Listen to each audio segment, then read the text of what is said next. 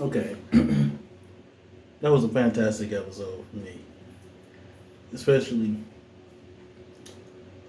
so Yayoi was knocked out and was gonna get got if it wasn't for the spirit on her finger, which is more so only protecting her because it has to protect itself. And it's thanks to Keitaro yelling out for her, even though he doesn't know that's what he was doing because he figured that what he was looking at was the real one until he turned around to try and get him. And then, but thanks to that, he knew it wasn't real anymore, so he knew he should start fighting back. But the spirit was starting to drag him up into the air, and he saw that in like the trees.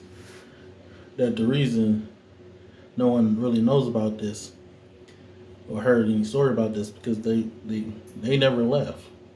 It's one of those spirits. So after Yaoi wakes up, starts beating on that old lady ghost. She uses a talisman on it, runs here, then starts trying to saves Keitaro, and he's happy to see her, which was sweet. I'm glad that she's alive. But then she starts trying to fight this spirit, but it's not working. So she takes out the graduate, which, like I was saying before, was a double-edged sword. Because it was fighting in a way. It was fighting. That definitely was creepy and strong. It was starting to lose though, certain parts, but it's definitely a threat and a tool. Just gotta keep it in check. So the other spirit starts fighting back, and it starts going back and forth with them. It starts like what I always said. She had them put in earplugs, so noise canceling, so they couldn't hear it. But it started chanting, and all that. The animals started dying. Small ones, 10 seconds. Bigger, wait, no, 3 seconds I think for small animals, 10 for bigger ones, and 20 seconds for the people, for humans like them. But the spirit ran because it was trying to get out of the range, and everything was dead, so nothing. And it cut the throat of everything that could do chant. But then the spirit got it to start chanting, and that's how it lost. And y'all, we caught it, and then they thought we was done. No, the graduate like, no, I'm taking y'all too. I ain't done. So they start trying. It takes Keitaro, of course, but then Yaoi puts her hand in his mouth because she got a little the finger on her finger, and it was to keep him from chanting because the spirit's still trying to fight back. The graduates start trying to fight back specifically, so they keep Keitaro got 20 seconds to lock it down because he keep hitting it with stuff and he keeps fighting back. Then he finally makes it. He was 1 second away from death, along with Yayoi, who could have protected herself, but she's like, "No, we in this together." So we captured it. He saw good, and we stopped it. Then Yayoi noticed like something attached to the elephant that she put the new spirit in. Follows it, and then finds out there's a talisman, a cursed one, in the water that they keep ending back at.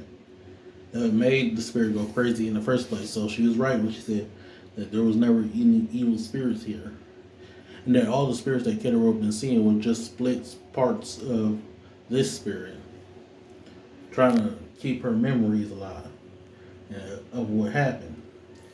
So she takes it, she cuts the rope, and the spirit's free now.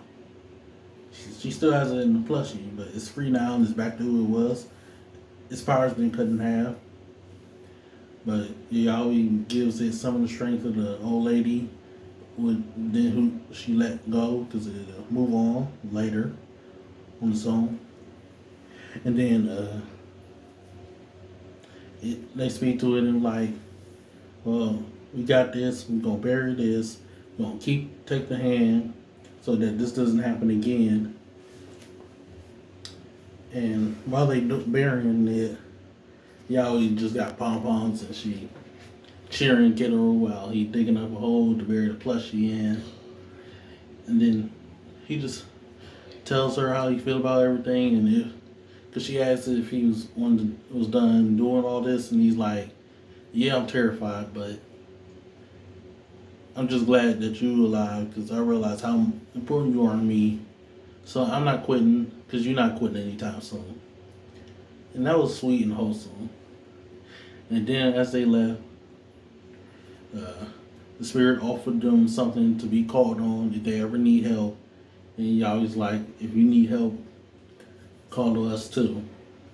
But just the moments between her and Caterer was just fantastic. And then, but we know that someone picked that hand there on purpose though, for this to happen. We don't know who, but we know that someone did that on purpose to make this happen.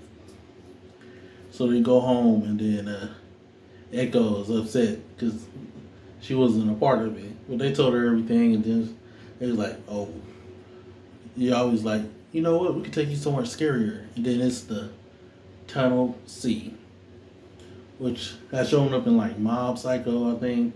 It shows up in a lot of animes when the haunting is involved. I think it's in Dandadan too. But I don't know. Fantastic episode. I can't wait till the second core. Because the way this episode ended, it felt like it was the end of the first core. Because I'm pretty sure it's supposed to be 25 episodes. So there might be one more episode before we're done.